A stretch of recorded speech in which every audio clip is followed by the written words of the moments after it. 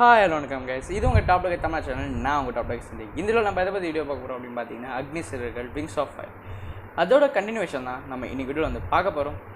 இந்த மாதிரி நிறைய வீடியோஸ் வேணும் அப்படின்னு நினச்சிங்கன்னா சப்ஸ்கிரைப் பண்ணிவிட்டு பக்கத்தில் இருக்க பெல் பட்டனும் ப்ரெஸ் பண்ணிவிடுங்க. அப்போ தான் நான் போடுற வீடியோக்கான நோட்டிஃபிகேஷன் உங்களுக்கு மறக்காமல் வந்து சேரும்.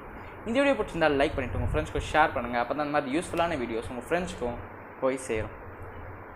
ஓகே, நம்ம போன வீடியோவில் விக்ரம் சாராபாயோட இறப்பு பற்றி பார்த்தோம். அதுக்கப்புறம் விக்ரம் சாராபாய் விண்வெளி மையத்தோட தொடக்கம் பற்றி பார்த்தோம். விக்ரம் சாராபாய் இருந்த அந்த தலைவர் பொறுப்பை வந்து அதுக்கப்புறம் சதீஷ் தவான் ஏற்றுக்கிட்டாரு அப்படின்னும் பார்த்தோம். அதுக்கப்புறம் என்ன நடக்குது அப்படின்றது தான் இந்த வீடியோவில் வந்து நம்ம பார்க்க போகிறோம். ஓகே, விக்ரம் சாராபாயோட இறப்புக்கு கொஞ்ச நாள் பிறகு உத்தரப்பிரதேஷில் ஒரு இடத்துல அப்துல் கலாம் வந்து ஒரு ஆர்மி ஜெட் விமானத்தில் அந்த ராட்டோ மோட்டாரை ஃபிக்ஸ் பண்ணி டெஸ்ட் பண்ணுறாரு.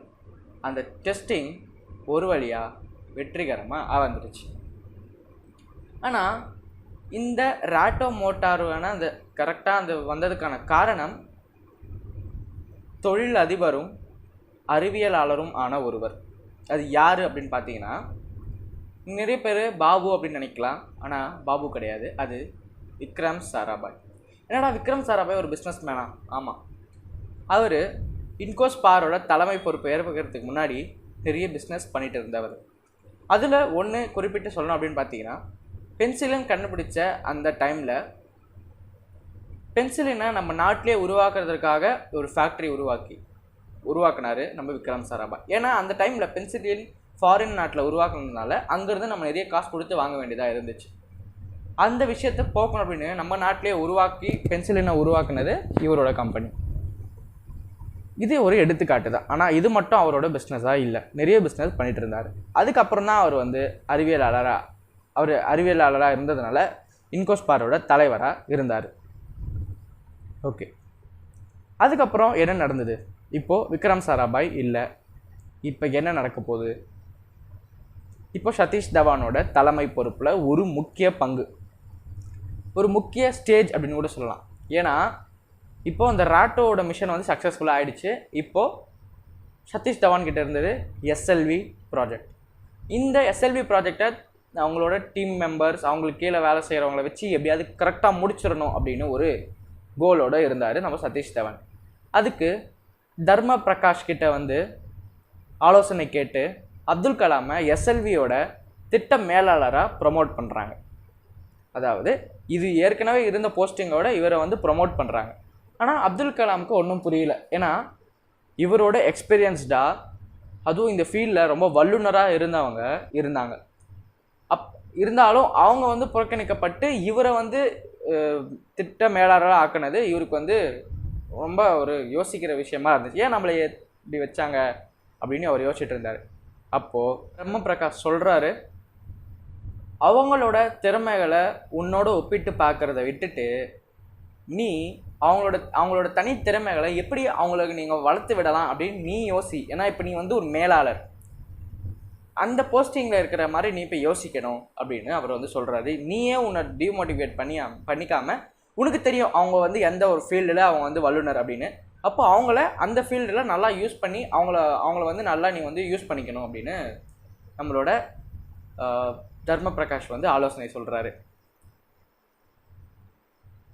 அது மட்டும் இல்லை, இந்த எஸ்எல்வி ப்ராஜெக்ட்டுக்கு அந்த மேனுஃபேக்சரிங் ஸ்பீடை இதெல்லாம் குறைக்கிற காரணம் அப்படின்னு நீ நினைக்கிறியோ அதெல்லாம் நீ உடனடியாக அழிக்கணும் அப்படின்றதும் முக்கியமான ஆலோசனையாக சொல்லப்படுது.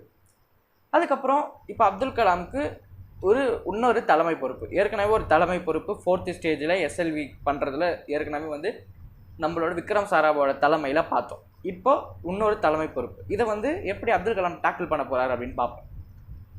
அப்துல் கலாம் இந்த அறிவியல் சம்மந்தப்பட்டதில் 2 தலைவர்களை இதுவரையும் பார்த்துருக்காரு. அதாவது 2 வகை தலைவர்கள்.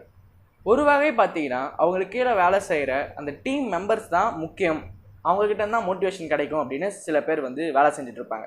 அதுவே இன்னொரு பக்கம் பண்ணுற வேலை தான் முக்கியம், அந்த டீம் மெம்பர்ஸ் வந்து நல்லா அவங்க வந்து எக்ஸாஸ்ட் பண்ணிவிடுவாங்க.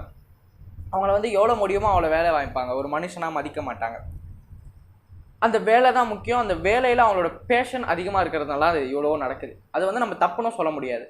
அப்போ அப்துல் கலாம் இந்த பக்கமா அந்த பக்கமா நீங்கள் யோசிங்க. ஆனால் நீங்கள் எதனா ஒன்று சூஸ் பண்ணியிருப்பீங்க. ஆனால் அப்துல் கலாம் இரண்டுமே ஆக விரும்பலை. ரெண்டுத்துக்குமே நடு நிலைமையோடு இருக்கணும், அதாவது ரெண்டுத்துக்குமே இடையில் இருக்கணும் அப்படின்னு தான் அப்துல் கலாம் நினச்சிருக்காரு. அது மட்டும் இல்லை, அப்துல் கலாமுக்கு யூஸ்வலாக யாரையும் துன்புறுத்தணும் இல்லை மற்றவங்க அச்சுறுத்தணும், தலைவராக இருந்தாலும் யாரையும் இவர் ரொம்ப சத்தம் போட்டு யாரும் பேசக்கூடாது, யார் மனதையும் துன்புறுத்தக்கூடாதுன்ற ஒரு எண்ணம். அவங்க ஒருவேளை அவரோட டீம் மெம்பர்ஸ் அந்த எஸ்எல்வியில் சரியாக ஆர்வம் காட்டலினாலோ இல்லை மற்ற சக அறிவியலாளர்கள் மேலே ஆர்வம் காட்டலை அப்படின்னாலும் அவர் ஜஸ்ட் என்ன பண்ணுவாருன்னா அவங்கள அவாய்ட் பண்ணிவிடுவார். ரொம்ப பெரிய விஷயம்லாம் இல்லை, அவங்கள அவாய்ட் பண்ணிவிட்டு மற்றவங்க எத்தனையோ பேர் ஆர்வத்தோடு செயல்படுறாங்களே அவங்கக்கிட்ட போயிட்டு பேசி அவரோட டைமை ஸ்பெண்ட் பண்ணுவார். ஓகே, இதோட இன்றைக்கான வீடியோவை முடிச்சுக்கலாம். இந்த தலைமை பொறுப்பு அப்துல் கலாமோட வாழ்க்கையில் என்னென்ன சேஞ்சஸ் நடத்த போகுதுன்றதை வரக்கூடிய வீடியோஸில் பார்க்கலாம். இந்த வீடியோ பிடிச்சிருந்தால் லைக் பண்ணுங்கள், உங்கள் ஃப்ரெண்ட்ஸ்க்கு ஷேர் பண்ணுங்கள். அடுத்த வீடியோவில் சந்திக்கலாம். பாய் காய்.